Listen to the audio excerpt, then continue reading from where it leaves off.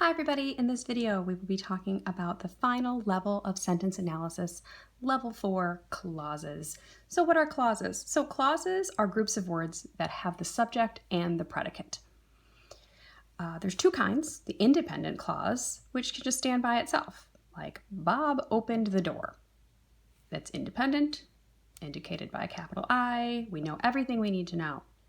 But then we have dependent clauses. They need to be connected to an independent clause in order to make sense.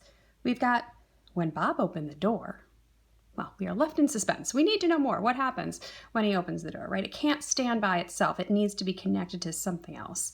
And we indicate that a clause is dependent by a capital D. So there are four sentence structures. One is just a simple sentence. It has one clause. A beautiful rainbow appeared in the sky. We know everything we need to know. Stands by itself. Independent. Simple. Compound, though, as you know with compound, it's two or more things. So it's a sentence with two or more independent clauses. So two clauses that can stand alone, but they're put together. Sometimes they're put together with a semicolon. A beautiful rainbow appeared in the sky. We were in awe, and that's indicated with a capital I, semicolon, capital I. Other times, they will be connected with a coordinating conjunction, indicated with a CC. A beautiful rainbow appeared in the sky, and we all took pictures. So that's indicated with the capital letter I, punctuation of a comma, coordinating conjunction, and letter I. Compound. Then we get complex.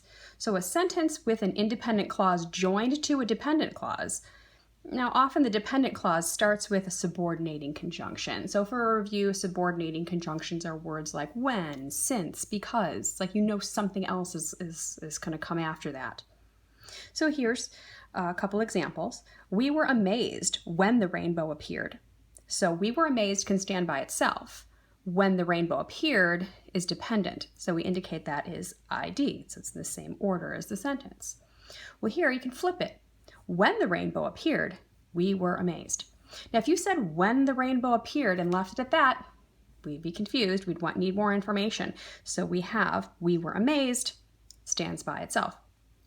So those are your complex sentences.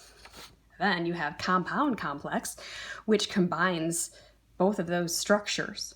Here's a really complicated sentence. When we arrived at the dock, the rain stopped and we gasped because the rainbow appeared in the sky. So much going on there. When we arrived at the dock, definitely dependent. The rain stopped, that's independent, and with the coordinating conjunction, we gasped. Well, that could stand by itself. Because the rainbow appeared in the sky, well, that's another dependent clause with a subordinating conjunction, because. Compound complex. Cool. So sentences also have purposes. So also in level 4, in addition to the clauses, we're going to say, like, what is the purpose of the sentence? So the first one is declarative. It states something. I can do it. Then you have interrogative, which asks the question, can you do it? Then we have imperative, which commands you, just do it. And exclamatory exclaims, I did it. So let's take a look at what the 4 levels look like. I'm not going to write them out for you, but you could take a look if you want to pause the video. If you're not sure, like, oh, why is that the direct object or whatever, you can go ahead and pause and slow things down. We have Jim wanted to try sushi, and this was his chance. So we have, all the levels, but when we get to the 4th level, Jim wanted to try sushi can stand by itself. This was his chance can stand by itself. So we have independent clauses connected with a comma and the coordinating conjunction. Do another one. If you see my brother, wish him luck. So again, we have the level 1, pretty straightforward. Level 2, noticing that if you have independent clauses, you're going to have multiple subjects. Right? So if you see my brother, you is the subject, see is the verb, brother is the direct object. But then we have another whole independent clause. Therefore, wish him luck is the stated or the unstated you as the subject. What about you? Wish. What are you going to wish him luck? To whom are you going to wish it? Him. I-O, so that's a lot going on in level 2 there. There's no phrases, but here we have a dependent clause. If you see my brother, well, you can't just leave it at that. We need more information, so that's dependent. Wish him luck, that can stand by itself, right? That's an independent clause. Therefore, you would label it D, comma, I, and it is a complex because it combines the two, and it's an imperative sentence because it's commanding you to do something. Alrighty. And then one more. Snapping her fingers, the magician appeared. Now here, I'm using the sentence because a lot of people might say, oh, snapping her fingers, and then there's a comma, so maybe it's dependent and independent. Well, it's not.